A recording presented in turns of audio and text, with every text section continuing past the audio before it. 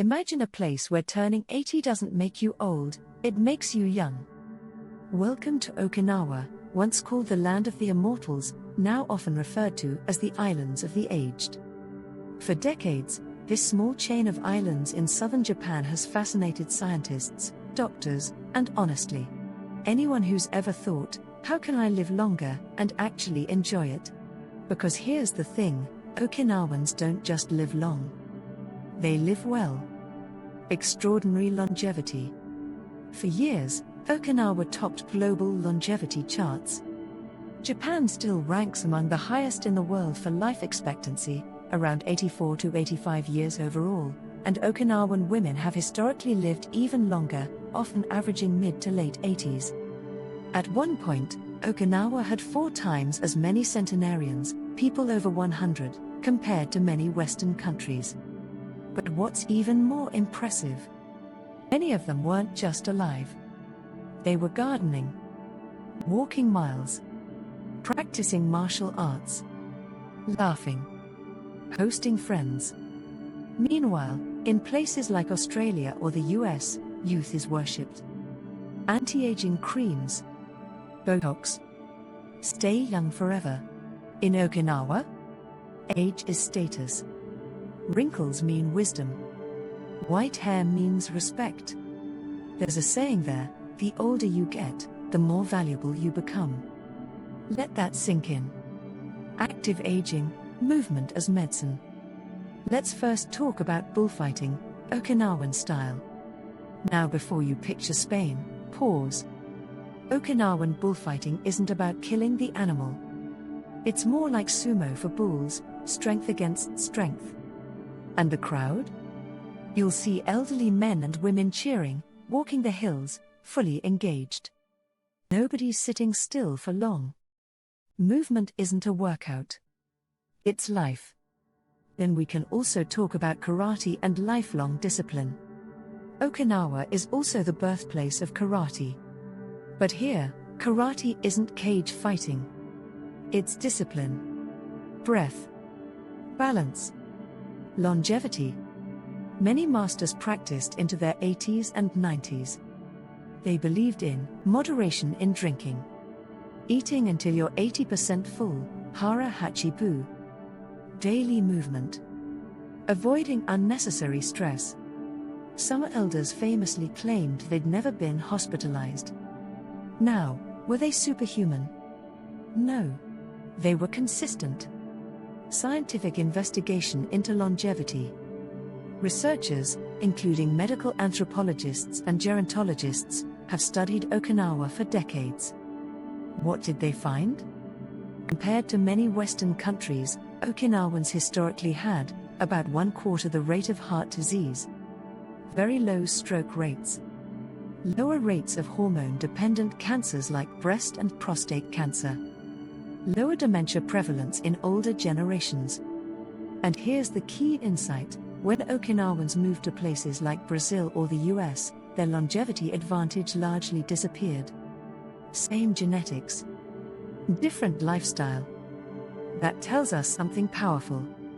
Longevity here is built, not inherited.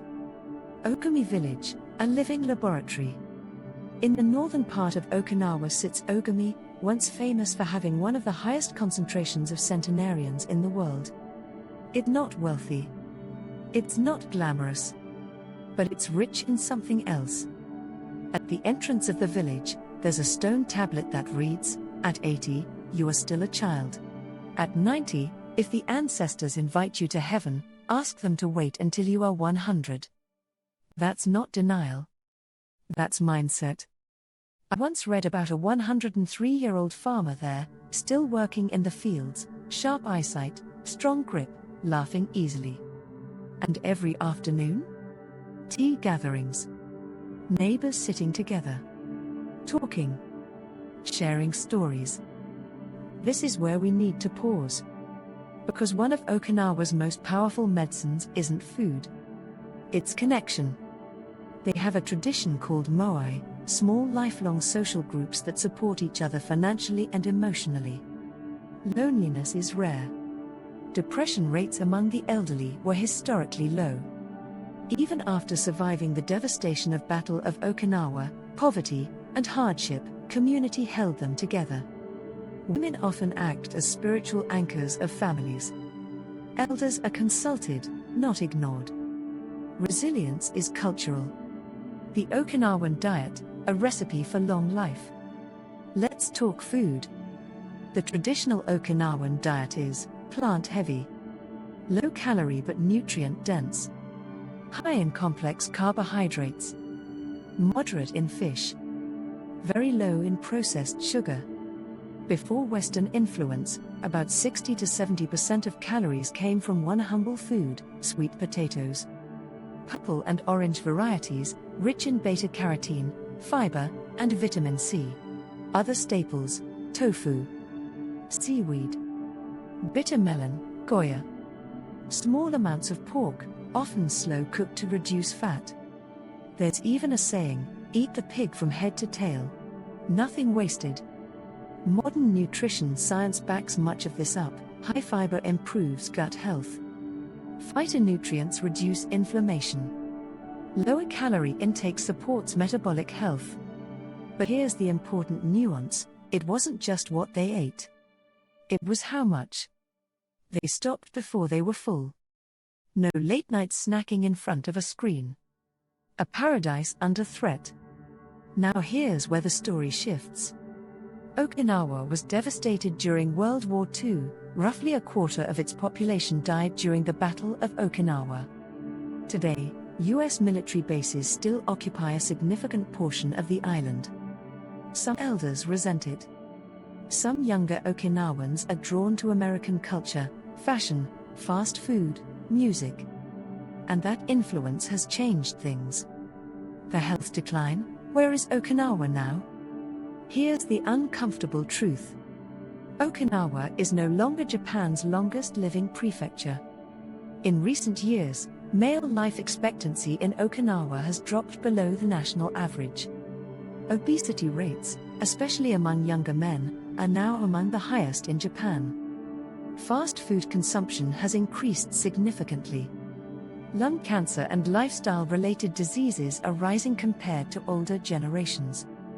Okinawa once had the leanest population in Japan. Now it has one of the highest average BMIs in the country.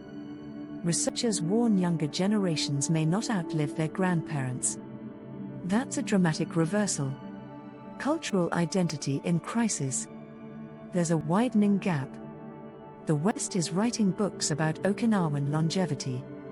Meanwhile, many Okinawan teens prefer convenience stores to home gardens. It's not about blame. It's about transition. Modernization brings comfort, opportunity, mobility. But it can also erode the slow, social, food-centered rhythm that once protected health. Okinawa stands at a crossroads. The land of the Immortals is asking itself, what do we keep? What do we let go? So, what can we learn? Here's the takeaway, and this is the part that matters to you. You don't need to move to Okinawa. But you can: 1. Eat mostly plants. 2. Stop at 80% full. 3. Move every single day, gently, consistently. 4. Protect your social circle like it's medicine. 5. Treat aging as growth, not decline. Longevity isn't a supplement. It's a lifestyle pattern.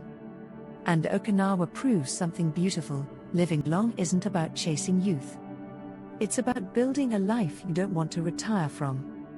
The question is, are we willing to slow down enough to do it? If you enjoyed this deep dive into Okinawa, stick around, because the world is full of places hiding secrets about how to live better, longer, and happier. And sometimes, the future of health looks a lot like the past. Please subscribe if you found this helpful.